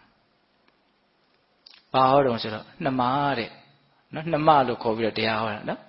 နှမတဲ့ဒီခန္ဓာကိုယ်ဟာအာဟာရကြောင့်ဖြစ်တာတဲ့ဒါပေမဲ့ဒီအာဟာရကိုပဲအကြောင်းပြုပြီးတော့ဒီအာဟာရကိုပယ်ရမယ်တဲ့ပြီးမှဥစဉ်နည်းနည်းလေးရှင်းပြမယ်နော်နှမတဲ့ဒီခန္ဓာကိုယ်ဆိုတာနော်လူချင်းမမောမှုဆိုတဲ့တဏှာကြောင့်ဖြစ်တာတဲ့အဲ့ဒီတဏှာကိုပဲအကြောင်းပြုပြီးတော့အဲ့ဒီတဏှာကိုပဲပယ်ရမယ်တဲ့တဏှာကိုအကြောင်းပြုပြီးတော့အဲ့ဒီတဏှာကိုပယ်ရမယ်တဲ့နှစ်ချက်ရှိသားနော်နောက်တစ်ချက်ကနှမတဲ့ဒီခန္ဓာဟာမာနကြောင့်ဖြစ်တာဒါပေမဲ့မာနကိုပဲအကြောင်းပြုပြီးတော့အဲ့ဒီမာနကိုပယ်ရမယ်တဲ့နှမတဲ့နောက်တစ်ချက်ထပ်ပြောတယ်ဒီခန္ဓာကိုယ်ဟာမေထုံကြောင့်ဖြစ်လာတာဒါပေမဲ့မေထုံကိုတော့အကြောင်းရင်းကိုသာတတ်ရမယ်လို့မြတ်စွာဘုရားဟောတယ်တဲ့၄ချက်ပြောတယ်နော်တော့ဒီနေရာမှာဒီခန္ဓာကိုယ်ဟာအာဟာရကြောင့်ဖြစ်တာအာဟာရကိုအမိပြုတ်ပြီးတော့အာဟာရကိုအကြောင်းပြုပြီးတော့အာဟာရကိုပယ်ရမယ်ဆိုတာဘာကိုပြောတာတော့နားလည်ဖို့တော့မလွယ်ဘူးပေါ့နော်ဒါသူရှင်းပြမှာပဲနားလည်ရအဲ့တော့ဦးဇင်းတို့အာဟာရကိုစားတဲ့နေရာမှာပေတတို့သိပါတယ်ဣတိစားဝဲအမေမေကိုမျိုးရမှန်ကြွလှပရည်စင်ပြဖြိုးခြင်းကမသုံးပါဘူးလေးပြတတ်ဆောင်ဤကိုကောင်းသည်ရှိအောင်ဒီလေးအသက်မြတ်ရမမောပညာဘုရားသာသနာ ကျင့်တဲ့ဖျားကိုကျင့်မနိုင်စေဝေဒနာဟောင်းတဲ့မဖြစ်စေရရာပိုက်မြတ်တဲ့ခတ်သိမ်းဖြစ်တို့မဖြစ်လေအောင်ချမ်းမြေ့အောင်ဟုသုံးဆောင်မိရွယ်ပါတည်းဒီအစာအာဟာရကိုစားတဲ့အခါမှာနော်မဲ့ညာဖုန်ညာနိဗ္ဗာန်ကိုမျက်မှောက်ပြုနိုင်ဖို့အတွက်အကျင့်မြတ်ကိုကျင့်သုံးဖို့အတွက်ဆိုတဲ့ရည်ရွယ်ချက်နဲ့စားပါတယ်လှလို့ပါလို့ဝါလို့ဖြိုးလို့စားတာမဟုတ်ပါဘူးဟုတ်လားအဲ့ဒီရည်ရွယ်ချက်နဲ့အစာအာဟာရကိုစားမယ်တော့ဒီအစာအာဟာရကိုစားမှလည်းပဲအကျင့်မြတ်ကကျင့်နိုင်ပါအဲ့တော့ပဂတိအာဟာရကိုစားသုံးပြီးတော့ရည်ရွယ်ချက်မှန်မှန်စားသုံးပြီးတော့အဲ့ဒီအာဟာရကိုစားသုံးခြင်းကိုအကြောင်းပြုပြီးတော့ဘယ်အာဟာရကိုပယ်မှာတုံးဆိုတော့မနောတင်စေတနာအာဟာရကိုပယ်ရမယ်တဲ့နော်မနောတင်စေတနာအာဟာရဆိုတာကဒီလူဖြစ်ဖို့အတွက်နော်အကြောင်းတရားတစ်ခုဖြစ်တဲ့ကုသိုလ်ကံကိုပြောတာဟုတ်လားနော်အာဟာရကနာအာဟာရက၃မျိုးတောင်ရှိတာနော်မနောတင်စေတနာအာဟာရရဲ့ဖတ်တာအာဟာရရဲ့ဝိညာဏအာဟာရရဲ့ဆိုတော့အာဟာရ၃မျိုးရှိတယ်နာအာဟာရ၃မျိုးရှိတယ်ရုပ်အာဟာရကတစ်မျိုးရုပ်အာဟာရကိုတော့ဘယ်လိုခေါ်တော့ကပလီကာရအာဟာရတော့ဒီခန္ဓာကိုယ်ရက်တည်နေတဲ့ဖြစ်ပေါ်နေတဲ့ဆက်ဆက်ဖြစ်ပေါ်နေတယ်ဆိုတော့ဒီရုပ်ဒီနာအာဟာရတွေကြောင့်ဖြစ်နေတာနာအာဟာရကိုလူတွေကကြာဘူးနာဝလည်းတိတ်ပြီးတော့ရှိအောင်လုပ်မထားဘူးနားလေအောင်လည်းတိတ်ပြီးတော့လုပ်ထားတာတော့မရှိဘူးဟုတ်လားတကယ်တမ်းကနာအာဟာရကြောင့်ဘဝတွေကဆက်ပြီးတော့ဖြစ်နေတာရုပ်အာဟာရကတော့သိရတာမြင်ရတာလွယ်တယ်ပေါ့ဟုတ်ရဲ့လားအဲ့တော့အာဟာရကိုအကြောင်းပြုပြီးတော့အာဟာရကိုပယ်ရမယ်ဆိုတာအဲ့ဒါကိုပြောတာတဲ့ပဂတိအာဟာရကိုရည်ရွယ်ချက်မှန်မှန်နဲ့စားသုံးပြီးတော့ဘဝတွေကိုထပ်ဖြစ်စေတဲ့မနောတင်စေတနာအာဟာရဆိုတာကြီးကိုပယ်ရမယ်လို့ပြောတာသဘောပေါက်လားဗျာသဘောပေါက်တယ်နော်ပဂတိအာဟာရကိုအမိပြုပြီးတော့စားသုံးပြီးတော့ရည်ရွယ်ချက်မှန်မှန်နဲ့စားသုံးပြီးတော့မနောတင်စေတနာအာဟာရဆိုတဲ့ဘဝတစ်ကိုတပံထပ်ပြီးတော့ဖြစ်စေတဲ့အဲ့ဒီနာအာဟာရကိုပယ်ရမယ်လို့ပြောတာဒါတစ်ချက်နောက်ဒီခန္ဓာကိုယ်ဆိုတာတဏှာကြောင့်ဖြစ်တာတဏှာကိုပဲအကြောင်းပြုတယ်အဲ့ဒီတဏှာကိုပယ်ရမယ်လို့တခါဟောတာရှိတယ်ဟုတ်လားအဲ့ဒါကဘာပြောတော့နော်ဒီခန္ဓာကိုယ်ဟာတဏှာကြောင့်ဖြစ်တယ်ဆိုတော့ထင်ရှားတယ်နော်ဘဝရဲ့အကြောင်းကိုမှန်မှန်ကန်ကန်မသိတဲ့အဝိဇ္ဇာကြောင့်လိုချင်မဲ့မောမှုတဏှာလောဘဆိုတာမဖြစ်ဘူးလားဖြစ်တယ်နော်အဲ့ဒီတဏှာလောဘကြောင့်ဘဝအသစ်တစ်ခုထပ်ပြီးတော့ရတယ်အဲ့မှာတဏှာကိုမှီပြီးတော့တဏှာကိုပယ်ရမယ်ဆိုတော့ဘာပြောတော့ဆိုတော့ဆိုကြပါစို့တဲ့နော်ဘယ်ယံကတော့မှန်မှန်ကန်ကန်ကျင့်သုံးလို့အာသောကုန်ခယန္တာဖြစ်သွားတဲ့လို့သတင်းကြတယ်အဲ့လိုဆိုလို့ရှိရင်ဩငါလည်းပဲအာသောကုန်ခယန္တာဖြစ်ခြင်းလိုက်တာဟောယန္တာဖြစ်ခြင်းနဲ့မဲ့ညံဖုန်ညံကိုရခြင်းနဲ့တဏှာလောဘရှိရနော်အဲ့ဒီတဏှာလောဘကိုအကြောင်းပြုပြီးတော့ခန္ဓာကိုဖြစ်စေတဲ့တဏှာကိုပယ်ရမယ်လို့ပြောတာအဲ့ဒီတဏှာရဲ့အကြောင်းကမဲ့ညံဖုန်ညံကိုရခြင်းတာတဏှာပဲဟုတ်လားနော်ဒါပေမဲ့အဲ့ဒီတဏှာကုသိုလ်လားအကုသိုလ်လားတဲ့အတ္တကရာထဲမှာဥစဉ်သေချာကြည့်တယ်အဲ့ဒါကုသိုလ်ဖြစ်တယ်တဲ့မှီဝဲတဲ့လားမမှီဝဲတဲ့လားဆိုအဲ့ဒါမှီဝဲတဲ့တဲ့ဒါပေမဲ့ပယ်နိုင်အောင်တော့ကြိုးစားရမယ်နော်မှီဝဲတဲ့တယ်ဆိုတာနဲ့ပယ်နိုင်အောင်ကြိုးစားမယ်ဆိုတော့သွားမရောနဲ့နော်ဟုတ်လားဒါမဉ္ဇဉ်ဘုံညာရသွားရင်တော့ဒါပယ်ပြီးသားဖြစ်သွားမှာပေါ့ဟုတ်လားသို့တော်လည်းပဲမရသေးခင်မှာတော့ဒီရကျင်တဲ့စိတ်မွန်မြတ်တာကိုရကျင်တဲ့စိတ်ကိုတော့အဖန်ဖန်မှီဝဲတဲ့အနေထားမရှိဘူးလားရှိရနော်ဒါကြောင့်ဒီနိဗ္ဗာန်ချမ်းသာကိုရကျင်တဲ့စိတ်ဟုတ်လားဒီရကျင်တဲ့စိတ်ကဘာလဲလောဘပဲနော်သူလဲဒါပေမဲ့အဲ့ဒီလောဘကဘာလောဘလဲဆိုမွန်မြတ်တဲ့လောဘမှီဝဲတဲ့လောဘနော်ဦးဇင်ခန့်ငယ်ငယ်တုန်းကဒကာကြီးတယောက်ကိုအသက်ကြီးလာတော့ဒကာကြီးတရားတွေဘာတွေအထုတ်တဲ့နဲ့ရိတ်တာတွေဘာတွေသွားအမျိုးအရင်းကြီးဆိုတော့ပြောတာပေါ့ဦးဇင်းကအဲ့လိုပြောတဲ့အခါကျတော့အဲ့ဒီဦးလေးကသူကလည်းဘုန်းကြီးဘွားလာတာအဲ့တော့ဦးဇင်းရဲ့တဲ့ရိတ်တာသွားခြင်းတယ်ဆိုတာကိုကလောဘပဲမဟုတ်လားတဲ့ဟာဒုက္ခပဲအဲ့တော့ကံကောင်းထောက်မှဆိုတာဒီတုတ်တန်ကိုဦးဇင်းကအဲ့တော့တိပြီးနေပြီဆိုတော့ကိုလည်းပဲတတ်တလောက်မှတ်တလောက်ပြောရတာပေါ့နော်အဲ့တော့တခါကြီးခင်ဗျအဲ့လိုမပြောနဲ့ဒီလောဘကကောင်းတဲ့လောဘတိပြင်လောဘနဲ့ရောမချနဲ့အဲ့တော့ခင်ဗျားဒါလောဘပဲဆိုတော့မသွားတော့ဒီမှာလောဘမရှိပဲနေမှာလားလို့တိပြင်တွေကလောဘတွေမဖြစ်ပဲနေမလားဘယ်နေမလို့ဟုတ်လားအဲ့တချို့အဲ့လိုပြောကြတာရှိတယ်နော်ဒီအလုပ်လုပ်ချင်နေတယ်ကွာလုပ်ချင်နေတယ်ဆိုတာကွာဆိုမဟုတ်ပါဘူးသူတို့ကအဲ့ဒါပါတော့မလုပ်ချင်တာနဲ့အဲ့ဒါကိုနော်စိုးတယ်ဆိုတဲ့အနေအထားမျိုးပြောတာနော်တကယ်ကအဲ့ဒါပါလဲမစိုးဘူးနော်အဲ့ဒီလောဘကမိဝဲတဲ့လောဘဟ ဟုတ်လားဒါတွေကြည်ကြည်ပြည့်ပြည့်နားလည်ဖို့လိုတယ်နော်ဒါရှင်အနန္ဒာဟောပြထားတာအနုမသားစရာကောင်းပါတဏှာကိုအကြောင်းပြုပြီးတော့တဏှာကိုပယ်ရမယ်ဘာတဏှာကိုအကြောင်းပြုမဉ္ဇဉ်ဘုံဉ္ဇဉ်နိဗ္ဗာန်ကိုရခြင်းတဲ့တဏှာအဲ့ဒါကိုအကြောင်းပြုပြီးတော့နော်ဘောခန္ဓာကိုဖြစ်စေတတ်တဲ့တဏှာကိုပယ်ရမယ်တဲ့အာဟာရကိုအကြောင်းပြုပြီးတော့အာဟာရကိုပယ်ရမယ်တဏှာကိုအကြောင်းပြုပြီးတော့တဏှာကိုပယ်ရမယ်တစ်ချက်ရှိသွားပြီနော်နောက်သုံးခုမြောက်ကပါတယ်တော့မာနကိုအကြောင်းပြုပြီးတော့မာနကိုပယ်ရမယ်အကြောင်းပြုမဲ့မာနကဘာလဲဆိုတော့နော်ဘယ်လိုတော့ယန္တာဖြစ်သွားတဲ့ကျင့်ကြံကြုတ်ကိုအထုတ်လို့အဲ့ဒါကိုကြားတဲ့အခါမှာဩသူတို့တောင်ဖြစ်သေးတာငါဘာလို့မဖြစ်ရမှာတော့ဟောဘုရားသားတော်ချင်းချင်းသူလည်းပဲဘုရားသားတော်ဖြစ်တယ်ငါလည်းပဲဘုရားသားတော်ပဲဘာလို့မဖြစ်ရမှာတော့တကယ်စင်တဲ့အဲ့ဒါဟာဘာလဲမာမာနပဲသို့တော်လည်းပဲအဲ့ဒီမာမာနဟာလည်းဘာလဲကုသိုလ်လားအကုသိုလ်လားမေကုသိုလ်ပါတဲ့ဟုတ်လားမိဝဲတဲ့မာမာနလားမမှုဝဲတဲ့မာမာနလားဆိုမိဝဲတဲ့တဲ့နော်ဒါကြောင့်အဲ့ဒီမာနကိုအကြောင်းပြုပြီးတော့တရားဘာဝနာကျင့်သုံးမယ်ဆိုလို့ရှိရင်ဘောခန္ဓာကိုရစေတတ်တဲ့မာမာနတွေဘာဖြစ်သွားအောင်တော့ချုပ်ငိမ့်သွားနိုင်တယ်ပေါ့ဒါကြောင့်မာနကိုအမိပြုပြီးတော့မာနကိုဖယ်ရမယ်ဆိုတာအဲ့ဒါကိုပြောတာတဲ့ဟုတ်ရဲ့လားအေးနောက်ဆုံးအကြောင်းအရာကဘာတော့ဒီခန္ဓာကိုယ်ဟာမေထုံကြောင့်ဖြစ်လာတယ်သို့တော့ဒီမေထုံကိုကြတော့အကြောင်းရင်းကိုတတ်ရမယ်လို့မြတ်စွာဘုရားဟောတယ်တဲ့ဆိုလိုတာကမေထုံကိုအကြောင်းပြုပြီးတော့မေထုံကိုတတ်လို့မရဘူးဆိုတာကိုပြောတာသဘောပေါက်ရဲ့လားအဲ့လိုလေပြောလိုက်ရောအဲ့ဒီဘိက္ခုနီမကကောင်းကြီးုံဖွင့်ပြီးတော့ထပြီးတော့တခါတည်းတောင်းပန်တယ်သူလည်းပဲသဘောပေါက်သွားတယ်နော်အဲ့ဒီနှစ်သက်မြတ်လို့တဲ့စိတ်လည်းပဲမကောင်းတဲ့စိတ်တွေလည်းပျောက်သွားတော့အဲ့ရှင်ဘုရားတပည့်တော်မိုက်တိအလျောက်တွေ့တိအလျောက်နော်အရှင်ဘုရားကိုတပည့်တော်တို့အပြစ်မှားမိပါတယ်ပေါ့ဒါကြောင့်အပြစ်ကိုသိခံတော်မူပါအရှင်အနန္ဒာကလည်းပဲသိခံတယ်ဆိုတဲ့အကြောင်းအမိန့်ရှိပြီးတော့ပြန်ကြွသွားတယ်အဲ့ဒီအကြောင်းလေးထူးထူးခြားခြားမှတ်တမ်းတင်ထားတာရှိတယ်နော်ဒါကရှင်အနန္ဒာရဲ့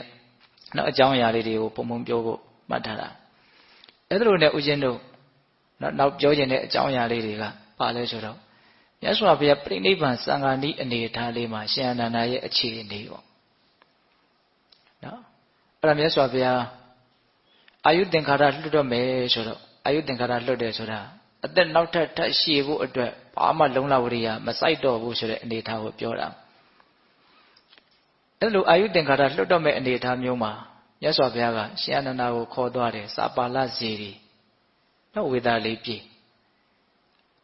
အဲ့ဒီမှာမြတ်စွာဘုရားဗာမင်းရှိတော်ဆိုတော့ရှင်အနန္ဒာကိုရှေ့ထားပြီးတော့စိတ္တအနန္ဒာဟောဒီဝေဒာလေးပြေဟာအလွန်မွေးလျော်ဝေဟာကောင်းတယ်သနဝိရိယစိတ်တဝိမာန်တလို့ဆိုတဲ့ဣတိပတ်၄ပါးကိုစုံငန်းတန်ရောက်ပွားများထားတဲ့ပုဂ္ဂိုလ်တယောက်ဟာအလိုရှိလို့နေခြင်းတယ်ဆိုရင်အာယုကပတ်လုံးနေနိုင်တယ်အာယုကပတ်ထက်ကျော်လွန်ပြီးတော့လည်းပဲနေနိုင်တယ်လို့မြတ်စွာဘုရားအမိန့်ရှိတာအဓိပ္ပာယ်ကဘာပြောတာတော့နော်ဣတိပတ်တရား၄ပါးကိုပွားများထားမယ်ဆိုရင်အသက်တန်းပြည့်အောင်နေနိုင်တယ်အသက်တန်းထက်နည်းနည်းကျော်အောင်လည်းနေနိုင်တယ်လို့မြတ်စွာဘုရားအမိန့်ရှိတာအဲ့လိုအမိန့်ရှိလိုက်ရင်မြတ်စွာဘုရားကိုရှင်အနန္ဒာကမြတ်စွာဘုရားအဲ့လိုဆိုရင်တော့သက်တမ်းပြည့်အောင်နေတော်မူပါဖေ။အသက်80နဲ့ပြိဋိဘံမစံပါနဲ့လူသက်တမ်းအဲ့တော့100ဆိုတော့နော်သက်တမ်းပြည့်အောင်သက်တမ်းလွန်အောင်နေတော်မူပါဖေလို့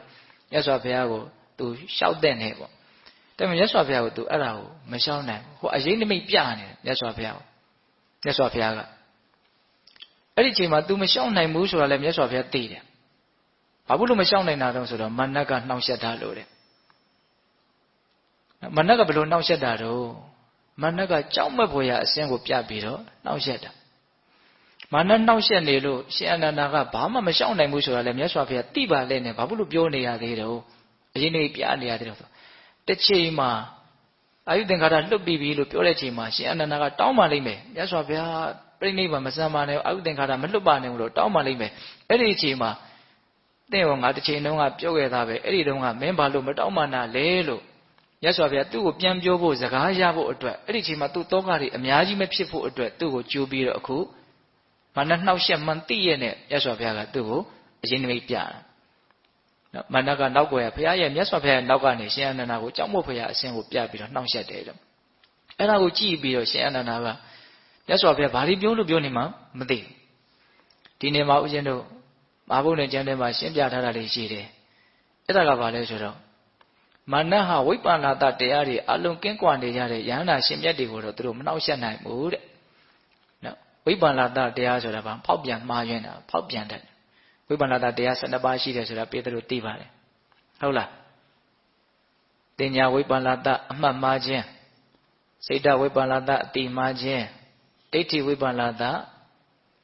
အယူမှားခြင်းဟုတ်လားအဲ့ဒါကဘယ်နေရာမှာမှားတာတုံးဆိုတော့မမြဲတာကိုမြဲတယ်လို့မှားတယ်နှိစ္စကိုနှိစ္စဆင်းရဲတာကိုချမ်းသာတယ်လို့မှားတယ်ဒုက္ခကိုဒုက္ခနော်အနှစ်သာရမရှိတာကိုအနှစ်သာရရှိတယ်လို့မှားတယ်အနတ္တကိုအတ္တအတုပကိုတုပလို့မှားတယ်မတင့်တယ်တာကိုတင့်တယ်တယ်ဆိုပြီးတော့မှားတဲ့အချင်းရာက၄မျိုးဟုတ်လား3နဲ့4နဲ့မြောက်လိုက်တော့12ပါးဖြစ်တယ်ပေါ့နော်ဝိပဿနာတရား12ပါးအဲ့ဒါရှင်အနန္ဒာကအဲ့ဒီအချိန်မှာသောတာပန်ပဲဖြစ်သေးတာဆိုတော့ဝိပဿနာတရားတွေကအကုန်မပယ်ရသေးဘူးတဲ့နောက်သောတာပန်မှာဝိပဿနာတရား၄ပါးကျန်နေသေးတယ်10ပါးပဲပယ်ရသေးတယ်ဘယ်ဝိပဿနာတရားတွေကြံနေတုံးဆိုတော့နော်ဒုက္ခကိုဒုက္ခလို့တင်ညာဝိပဿနာစိတ်တဝိပဿနာအမှတ်မှားတာအတိမှားတာအဲ့ဒီနှစ်ခုကြံတယ်နော်ဒိဋ္ဌိဝိပဿနာကတော့ဘာမှမကြံဘူးနော်အယူကတော့သူကမမှားဘူးမမြဲတာကိုမြဲတယ်လို့အဲ့ဒါကတော့အယူလည်းမမှားဘူးအမှတ်လည်းမမှားဘူးအတိလည်းမမှားဘူးနည်းနည်းမြင်နေမျက်စိလည်းနော်တေချာနာတာဟုတ်လားအခုမှားဖို့ကြံနေတာပါလေနော်ဆင်းရဲတာကိုချမ်းသာတယ်လို့နော်တင်ညာနဲ့အမှတ်မှားတာရှိတယ်စိတ်နဲ့အတိမှားတာရှိတယ်ဒါပေမဲ့ဒိဋ္ဌိနဲ့အယူမှားတာတော့မရှိဘူးဟုတ်လားနောက်ပြီးတော့ဗာလဲနော်မတင့်တယ်တာကိုတင့်တယ်တယ်လို့တင်ညာနဲ့အမှတ်မှားတာရှိတယ်စိတ်နဲ့အတိမှားတာရှိတယ်ဒါကြောင့်မလို့သောတာပန်နဲ့အိမ်အောင်ပြုသေးတယ်ဆိုတာအဲ့ဒါပဲဟုတ်လားမတင့်တယ်တာကိုတင့်တယ်တယ်မလှတာကိုလှတယ်လို့သူတို့ထင်နေတာရှိတယ်နော်အယူမှားတာတော့မရှိဘူးနော်ဒီနေ့မှာအယူရဲ့အတိရဲ့အမှတ်ရဲ့ဒါကိုလည်းကွဲပြားဖို့လိုသေးတယ်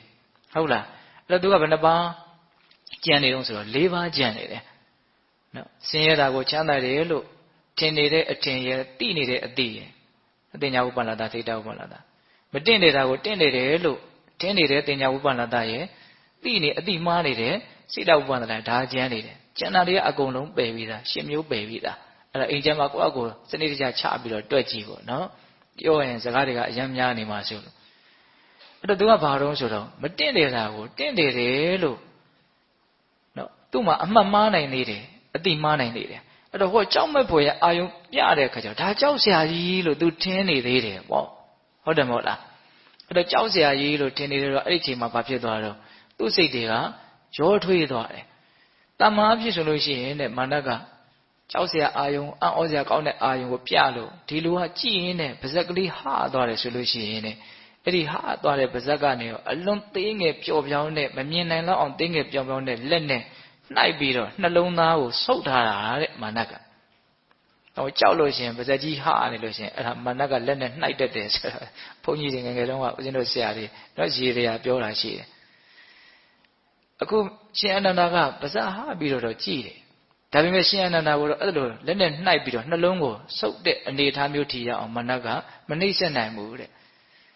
ကြောက်ပြီးတော့ကြောက်စရာအာယုံကိုအံ့ဩပြီးတော့ကြည်နေလို့ကိုယ်ပဲဘာဖြစ်နေတော့လက်စွာဘုရားဘာပြောသွားလို့ပြောသွားမှာမသိလိုက်ဘူးဟုတ်လားအဲ့လိုနဲ့ဦးဇင်းတို့မြတ်စွာဘုရားအာယုသင်္ခါရလှုပ်ပြီးတော့မြေကြီးတွေဘာတွေအကြီးအကျယ်တုံလှုပ်အဲ့ဒီကြတော့မှရှင်အနန္ဒာကမြတ်စွာဘုရားကိုလျှောက်တာမြတ်စွာဘုရားကလည်းသူ့ကိုအာယုသင်္ခါရလှုပ်ပြီးပြီလို့အမိန့်ရှိတော့တောင်းပန်တော့တာသူကအဲ့မြတ်စွာဘုရားက၃ချိန်တောင်းပန်လည်းမရအောင်၃ချိန်တိုင်အောင်တောင်းပန်တော့အနန္ဒာငါရဲ့တပ်ပညုတ္တဉာဏ်ကိုယုံကြည်တယ်မို့လားလို့မေးတော့တာမြတ်စွာဘုရားကယုံကြည်ရတဲ့ဘာလို့၃ချိန်တိုင်တက်ပြီးတော့ရှောင်းနေတော့အဲ့ရှင်အနန္ဒာဝမ်းနေနေပြီးတော့မြတ်စွာဘုရားတည်တော်မူပါမြတ်စွာဘုရားပြိဋိဘံစံတော်မှာသူအရန်စိုးရင်တော့အဲ့ဒါနဲ့တင့်ကိုငါပြောခဲ့ပြီပဲတဲ့အချိန်မုံများစွာပြောခဲ့တယ်နော်တကောဣတိဘတ်ကိုပြည့်စုံအောင်ပွားများထားလို့ရှိရင်ဣတိဘတ်တရား၄ပါးပွားများထားလို့ရှိရင်အာယုကပတ်လုံးအာယုကတဲ့ကြောလုံးပြီးတော့လည်းနေနိုင်တယ်လို့ငါတင့်ကိုအရင်မိတ်တွေချိန်မှများစွာပြခဲ့တယ်တင့်တခါမှငါကိုအာယုကပတ်လုံးတည်တော်မူပါလို့တလျှောက်တာတခါမှမရှိဘူးတဲ့ဟောအဲ့လိုပြောတော့သူနည်းနည်းတော့ဘာဖြစ်တော့တောကတက်တာတော့အဲ့လိုတောကတက်တာဖို့တော့မြတ်စွာဘုရားကပြောပေးနေတာသူ့ကိုဟုတ်လားအဲ့ဒါရှင်အနန္ဒာရဲ့အနေအထားပဲအဲ့ဒီမှာပြိဋိဘံစံဃာနေ့မှာရှင်အနန္ဒာမြတ်စွာဘုရားကိုအများကြီးလျှောက်ပါတယ်နော်မာတုကမတွေနဲ့တွေ့ရင်ဘလို့ဆက်ဆံမလဲဆိုတာတွေလျှောက်တာရှိတယ်ဟုတ်လားမြတ်စွာဘုရားရဲ့ဒီရုပ်အလောင်းတော်ရုပ်ကလတ်တော်ကိုဘလို့စီမံမလဲဆိုတာတွေအကုန်လုံးစနစ်တကျအကုန်လျှောက်ပါတယ် ဒီလိုနဲ့မြတ်စွာဘုရားနောက်ဆုံးနော်အာယုံချင်းလို့အလင်းရောင်လာလို့ရှိရင်ပြိဋိဘံစံတော့မယ်ဆိုတဲ့နော်ဝါဆိုကစုံလာပြီးနေ့ညပေါ့နော်ညနေခင်းလောက်ရောက်ပြီဆိုတော့ရှင်အနန္ဒာဘလို့မှမနေနိုင်တော့ဟုတ်လားဘလို့မှမနေနိုင်တော့အဲ့မြတ်စွာဘုရားရဲ့ရှေ့မှာစိတ်ဒီဆင်းရဲလုံးတော့ငါဒီနားတဲ့ငိုရင်တော့မြတ်စွာဘုရားကိုမချမ်းသာအောင်လုပ်ရရောက်လိမ့်မယ်အဲ့တော့ငါလွတ်လွတ်လပ်လပ်ငါရဲ့စိတ်ကိုပေါ်ပေါအောင်တော့လုံးဝဖြစ်မယ်ဆိုပြီးတော့ဘယ်သူမှမရှိတဲ့တစောင်းနဲ့သွားပြီးတော့တကားပေါက်ကလေးမှီပြီးတော့ငိုတယ်တဲ့ရှင်အနန္ဒာမသူအကြောင်းဖတ်ရတာကတော်တော်လေပင်ကြီးပါတယ်အဲ့ဒီထဲမှာဖတ်ကြည့်ရတာနော်အဲ့ဒါငါကလည်းပဲတိခပုဂ္ဂိုလ်ကျင့်စေပုဂ္ဂိုလ်ပဲရှိသေးတယ်အထက်မဲ့အတွက်နော်အထက်မဲ့သုံးပါးဖို့သုံးပါးအတွက်ပြုစရာကိစ္စတွေကလည်းကြံသေးတယ်ငါရဲ့အကျိုးစီးပွားကိုအမြဲတမ်းလိုလားပြီးတော့ငါ့ကိုအမြဲတမ်းစောင့်ရှောက်တဲ့နောင်တော်ကြီးရတယ်မြတ်စွာဘုရားလည်းပြိဋိဘံစံတော်မယ်သူအယံဝန်းနေပြီးတော့ငိုကြွေးတယ်အဲ့ဒီမှာမြတ်စွာဘုရားလည်းသိတယ်အနာရှိတဲ့ယဟန်တို့အာနန္ဒာဘယ်ရောက်သွားတော့မြတ်စွာဘုရားအာနန္ဒာသွားပြီးတော့ငိုနေတယ်ဗျသွားခေါ်ကြည့်လို့ခိုင်းအဲ့ဒါအနာရောက်လာပြီဆိုတော့မြတ်စွာဘုရားသူ့ကိုတရားဟောတယ်စေတအာနန္ဒာနော်ထက်ဖြစ်ခြင်းသဘောတရားရှိတဲ့ဒီယုတ်နဲ့ဒီနံကိုပြောတာနော်ပြုပြင်အပ်တဲ့သဘောရှိတဲ့ကြီးထွားလာတတ်တဲ့သဘောရှိတဲ့ဒီသဘောတရားတွေကိုမပျက်စီးပါစေလင့်လို့တောက်တလို့ဘယ်မှာရမလို့တဲ့ဒီလိုကိုယ်ကွင်းရမယ်သဘောပျက်စီးရမယ်သဘောတွေကိုအစိုးရတဲ့ကစားငါချင်းဖန်များစွာဟောထားပြီးသားမဟုတ်ပါလားအဲ့ဒါမြတ်စွာဘုရားအများကြီးသူ့ကိုတရားတွေဟောရတယ်ပြီးတော့မြတ်စွာဘုရားတရားဟောနေမကောက်သူ့ကိုအားပေးတယ်ဟောအနန္ဒာတဲ့သင်ဟာငါရဲ့ပုံမှာအလွန်အားကြီးတဲ့မေတ္တာကာယကမေတ္တာဝစီကံမေတ္တာမနောကံတို့ဖြင့်အများကြီးပြုစုလို့ကြွေးခဲ့တယ်ပါရမီတရားတွေလည်းသင်အများကြီးဖြည့်ဆည်းခဲ့တယ်သင်တရားကိုသာကြိုးစားပြီးတော့အထုတ်ရမကြခင်မှာပဲယန္တာဖြစ်လိမ့်မယ်လို့အဲ့လိုမြတ်စွာဘုရားကဧကန္တအပိစကားသူ့ကိုပြောတယ်အဲ့ဒီမှာအာနန္ဒတတ္တရာကိုရတာပေါ့နော်ဒါကပြိဋိဘံစံဃာနီးအနေထားလေးပေါ့နော်အဲ့မြတ်စွာဘုရားပြိဋိဘံစံလို့အထိကိဆုံးအကြေကွဲဆုံးကဘယ်သူလဲလို့မေးရင်တော့ဦးဇင်းကတော့ရှင်အနန္ဒာပဲဖြစ်လိမ့်မယ်ထင်တယ်လို့အဲ့လိုအောင်းမေးတယ်ဒါပေမဲ့ပြောရင်းနဲ့စက်မိတာလေးတစ်ခုကနော်အဇာတတမင်းကြီးရဲ့အကြောင်းနော်အဇာတတမင်းကြီးကိုအဖတတဆိုတော့လူတွေကလူဆိုးလို့ပဲထင်ကြတာများတယ်တကယ်ပုထုဇဉ်တွေထဲမှာအဇာတတမင်းလောက်မြတ်စွာဘုရားကိုကြည်ညိုတာမရှိဘူးလို့ဆိုတယ်မြတ်စွာဘုရားပြိဋိဘံစံသွားပြီဆိုတော့သူ့ကိုဒီတိုင်းတော်ဦးမတင်ရဲဘူးသေသွားမှာဆိုလို့ပူလောင်ပြီးတော့သေမှာဆိုလို့ဘယ်လိုလုပ်ရအောင်ဆိုတော့ဦးဇင်းတို့ရွှေခေါင်းလူဆန့်လို့လူအိတ်လို့ရတဲ့ရွှေခွက်ကြီးပေါ့နော်အဲ့ဒီတဲကိုဦးဇင်းတို့ထောပတ်တွေအပြည့်ထည့်အဲ့ဒါမင်းကြီးကိုအဲ့ဒီတဲကိုအိတ်ခိုင်းတယ်နှာခေါင်းလေးတင်ဖော်ခိုင်းပြီးတော့အဲ့ဒီလိုအိတ်ခိုင်းပြီးတော့မှသူ့ကိုတော်ဦးတင်ရတယ်မေ့သွားတယ်အဲ့ဒါတောင်အဲ့ဒါထောပတ်တွေနည်းနည်းတောင်ပွက်လာတယ်လို့ဆိုတယ်လှုပ်သွားတယ်လို့ဆိုအဲ့ဒါပြန်ပြီးတော့သတိရလာတဲ့အခါကျတော့ဘာပြောကြတာတော့ပေါ့အထက်ပြီးတော့အဲ့လိုပဲရှောက်ရတယ်၃ချိန်၃ကအဲ့လိုမျိုးနော်ဇာတတမင်းရဲ့အနေထားပေါ့နော်ဒါမြတ်စွာဘုရားရဲ့အပေါ်မှာသူဘလောက်ချစ်မြတ်နိုးမှုရှိလဲဆိုတာကိုပြောပြတာအဲ့တော့ရှင်အနန္ဒာရဲ့ဒီကြေကွဲမှုကလည်းပဲနော်အများကြီးဒါကတန်တရားတစ်လျှောက်လုံးမှစပြီးတော့မြတ်စွာဘုရားနဲ့နော်လက်ပွန်းတည်းနေခဲ့တဲ့ဘဝပေါင်းများစွာလည်းရှိနေတဲ့အနေထားလည်းရှိတာပေါ့အဲ့တော့မြတ်စွာဘုရားကအဲ့လိုမျိုးတင်ပြုထားတဲ့ကုသိုလ်ကောင်းမှုတွေများစွာရှိတယ်ဒါကြောင့်ဘာမှအားငယ်စရာမရှိဘူးသင်ဟာမကြခင်မှာပဲယန္တာဖြစ်လိမ့်မယ်လို့အဲ့လိုအမိန့်ရှိတာအဲ့လိုနဲ့ဦးဇင်းတို့မြတ်စွာဘုရားပြိဋိဘံစံပြီးတဲ့နောက်နော်ရှင်အနန္ဒာယန္တာဖြစ်တဲ့အကြောင်းလေးကိုဆက်ပြီးတော့ပြောပါမယ်နော